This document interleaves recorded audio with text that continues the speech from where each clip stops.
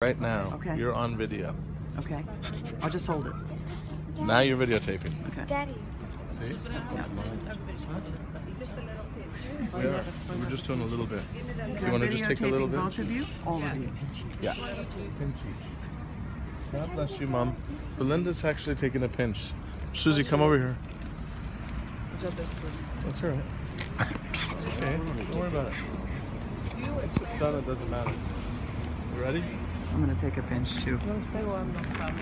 Just a pinch. You videotaping this? Yes, I am. Beautiful.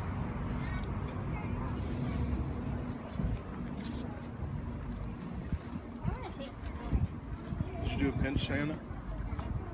Do a pinch. You don't want to? Okay. No problem. Can you hold this again? Because I'm just going to put my hands in. I've got Oh, you need ashes. to do a pinch. I've got a pinch. I'm just Oh, going to you go in. There we go. I think Okay, this is my personal tribute to Brian. Oh, it's nice and personal. This is here. copy letter to the New York Times, which I regret to say was not published, so I'm having my revenge now. Get published. This is when I discovered that the Irish Arts Centre had received Yeah. Listen. a gigantic sum of money towards its restoration, and an article was written in the Sunday Times, was sent to me, that didn't mention Brian. So I wrote in high indignation to the editor, and the letter reads as follows. Dear editor, your report by Irish Echo theatre critic Orla O'Sullivan on a $54 million revamp of the Irish Arts Centre in New York surprisingly fails to refer to the vision of its very founder, the late Brian Connolly Heron. Put simply and for the record, the Irish Arts Centre was his brainchild, and had it not been for his energy and commitment, it would not exist. Tired of the depiction of Ireland and its people in the US as all singing, all dancing leprechauns, Brian set about presenting a sense of Ireland through theatre, music, and the promotion of our language as something to be treasured and not abandoned. He was firmly of the view that being Irish consisted of much more than the geographical location of one's birth or the searching for gold at the end of a rainbow. He set about doing something about that, and so the Irish Arts Centre came into being. The centre was directly responsible for introducing musicians, artists, actors and theatre directors from all over Ireland to New York audiences who would otherwise never have heard of them.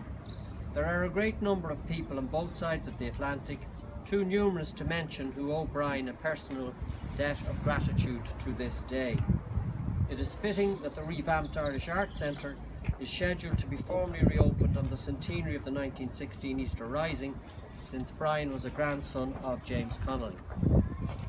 On that occasion, the great vision, extraordinary commitment, courage and sacrifice of its founding father should not be forgotten, and those fortunate to take up occupancy and management of a new landmark Irish Arts Centre should ensure that his contribution will be acknowledged and remembered in a fitting and appropriate manner.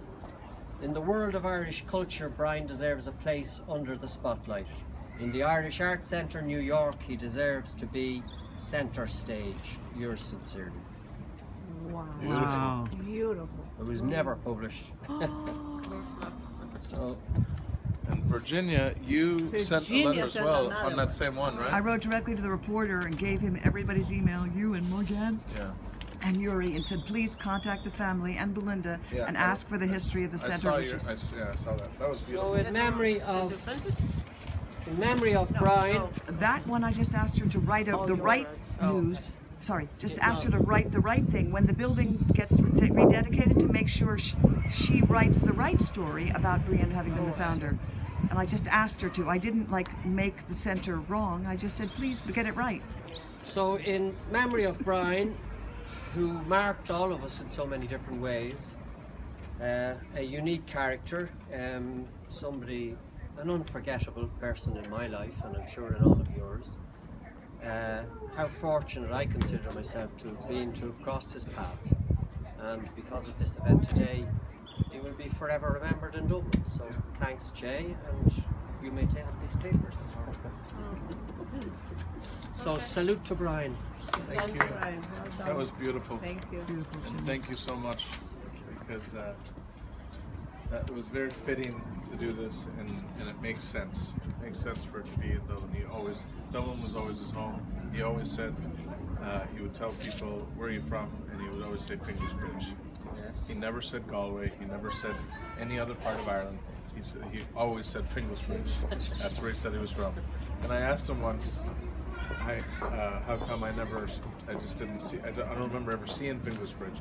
And he told me that, well, it wasn't called Fingersbridge anymore. It had a different name.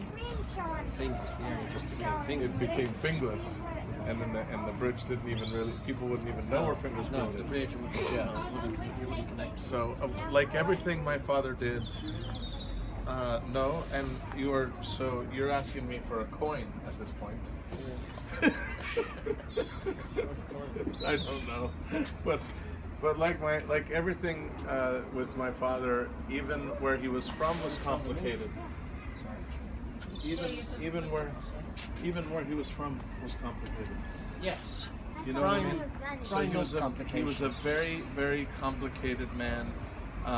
Fionn said at a memorial in New York City, I was reminded that he said at New York City, at the memorial, it was 5 years ago. Fionn is 14 now, so he was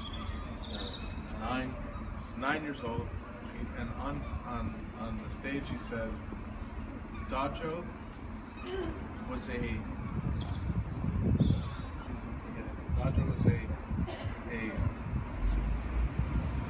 he was a simple but complicated man. And that's what he said at 9 years old about Dajo, about Brian, and we called him Dajo for grandfather. They called him Dajo for grandfather. And so he was always known as Dajo, not as Brian, not as Brian, but Dajo.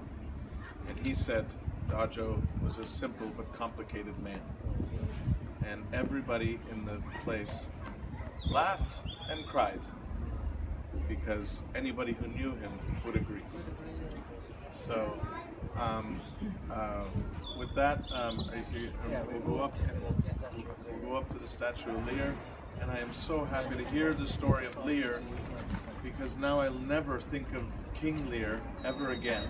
I will always think of this story for the rest of my life, which is great. And thank you, Jimmy, for changing King Lear in my mind from my theater arts education, because now I'm always going to think of the real Lear, the real deal.